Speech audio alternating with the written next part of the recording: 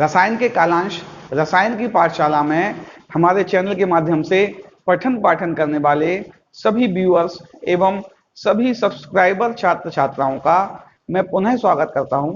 बच्चों, कक्षा 10 एनसीईआरटी रसायन विज्ञान हिंदी मीडियम के लेक्चर चल रहे हैं, जिसके अंतर्गत हमने नया अध्याय चालू किया था, अम्ल क्षार व लवण।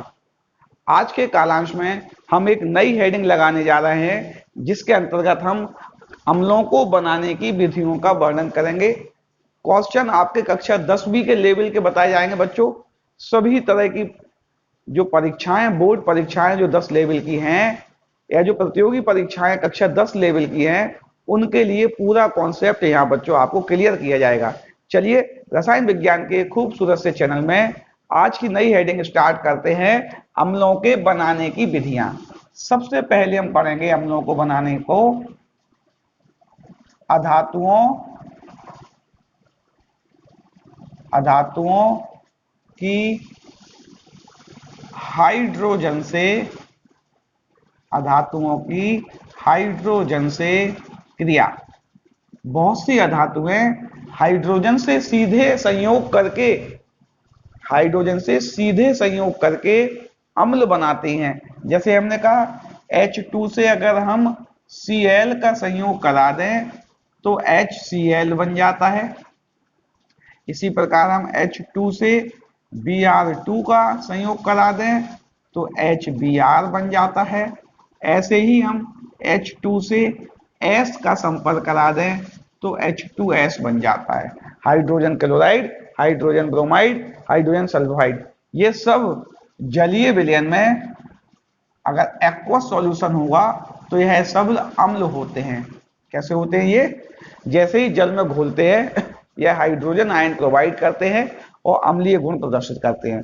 तो अम्ल बनाने की पहली विधि क्या हो गई है? धातुओं पर हाइड्रोजन की अभिक्रिया करवाएं तो हम अम्ल प्राप्त कर सकते हैं। नंबर दूसरा, अधात्विक ऑक्साइडों से। किससे? अधात्विक ऑक्साइडों से। अधात्विक ऑक्साइड हमने लिखे, जैसे हम लिख रहे हैं SO2, इसमें यदि जल मिला दें तो H2SO3 बन जाएगा। क्या बन जाएगा? H2SO3, जिसका नाम है सल्फ्यूरस अम्ल। इसी क्रम में हम बच्चों SO3 ले लें, फिर H2O मिला दें तो यह H2SO4 बन जाएगा। ये बन गया सल्फ्यूरिक अम्ल। अगर हम CO2 ले लें और इसमें जल मिला दें तो बन जाएगा H2CO3। यानी जो अधातुओं के ऑक्साइड हैं, यदि हम उन्हें पानी में मिलाएं तो अम्ल बनता है। इसलिए इन ऑक्साइडों का नाम अम्लीय ऑक्साइड है। क्या है? अम्लीय ऑक्साइड। क्वेश्चन कोई आपसे करता है बच्चों कि अम्लीय ऑक्साइड क्या है? अम्लीय ऑक्साइड वह ऑक्साइड होते हैं जिनमें अगर पानी मिला दें, जिनमें जल मिला दें, तो हमारा जो प्रोडक्ट है वह अम्ल होगा। क्या होगा? अम्ल होगा। इसका नाम बच्चों है कार्बोनिक अम्ल। क्या है? कार्बोनिक अम्ल। एक ऑक्साइड और होता है बच्चों जिसका नाम है NO2। इसमें यदि जल मिलाएं तो यह दो अम्लों का मिश्रण देता है। किस किस का? HNO2 और HNO3। यानी यहां पे दो लगा दो, बैलेंस हो गया है ना। HNO2 HNO3 नाइट्रस अम्ल और नाइट्रिक अम्ल का मिश्रण देता है, इसलिए इसका नाम मिश्रित ऑक्साइड है। मिश्रित ऑक्साइड। अम्लीय तो ये है ही, यह अम्लीय ऑक्साइड तो है ही, अम्लीय मिश्रित ऑक्साइड है। इनको आप नोट कर सकते हैं बच्चों। दो विधियां भी हमने पढ़ी हैं, धातुओं की हाइड्रोजन से क्रिया और धात्विक ऑक्साइडों की जल से क्रिया, यानी उनको जल में विलय करने पर अम्ल बनता है। इसलिए अधात्विक ऑक्साइडों को अम्लीय ऑक्साइड भी कहते हैं। इनको नोट कर लीजिए, फिर इसको मिटाते हैं बच्चों। नोट कर लिया ना आपने? पॉज करके भी नोट कर सकते हो उसे आप। नंबर तीसरी विधि पढ़ते हैं हम।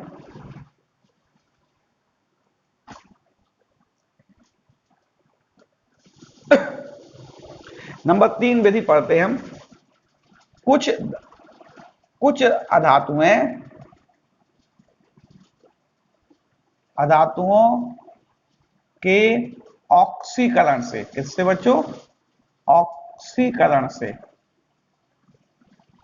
बहुत सी अधातुएं होती हैं जिनको अगर हम ऑक्सीडाइज कर दें, क्या कह रहा हूं मैं, बहुत सी अधातुएं ऐसी होती हैं जिनको अब ऑक्सीडाइज कर दे, और सामान्यतः ऑक्सीडाइजिंग एजेंट जो होता है वह नाइट्रिक अम्ल लेते हैं। कौन सा लेते हैं हम धातुएं लिखे हैं अब, जैसे हम लिखा सल्फर, फॉस्फोरस, कार्बन, ये अधातुएं हैं, इनका ऑक्सीकरण करा रहे हैं हम नाइट्रिक एसिड से, HNO3 से इनका ऑक्सीडेशन करा रहे हैं, HNO3।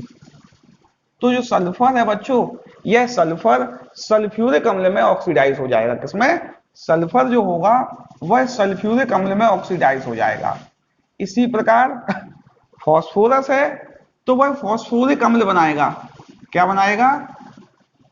फॉस्फोरस फॉस्फोरिक अम्ल बनाएगा। और कार्बन कार्बोनिक अम्ल बनाएगा। क्या कह रहा हूं मैं?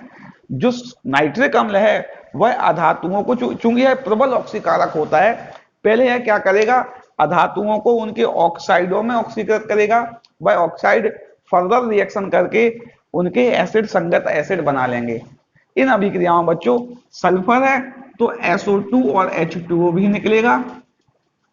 फॉस्फोरस है तो फॉस्फोरस में भी H2O निकलेगा, और SO2 निकलेगा बेटा NO2 निकलेगा। क्या निकलेगा? NO2 और H2O। इसमें भी NO2 और H2O, और इस अभिक्रिया में भी NO2 और H2O निकलेगा।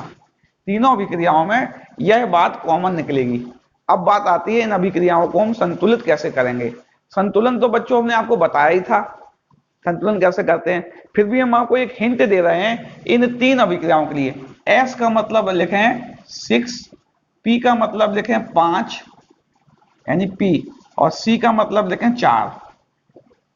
6 यानी यहाँ पे 6 लगा दो, यहाँ P में 5 लगा दो, और यहाँ C में 4 लगा दो, आपकी रिएक्शन अभी हाल ही बैलेंस हुई जाती है। वैसे तो आप बैलेंस कर ही सकते हैं नियम द्वारा, लेकिन इन तीनों के लिए क्या करूं, S से 6, P का 5, C का 4, ऐसा याद रखना आप, तो आपको डायरेक्ट बैलेंस। अब आपकी बैलेंस हो गई है। H कितने? 6 हैं, 2 यहां हो गए हैं बच्चों, 4 यहां लगा दिए हमने, तो 4 के लिए 2 कर दिए हमने, H हमारे 6 हो गए हैं। N कितने हैं? 6 हैं, N हमारे कितने दिख रहे हैं यहाँ पे? 6, तो यहाँ पे हमने 6 NO2 कर दिए, और हमारी रिएक्शन बच्चों ये बैलेंस हो गई है।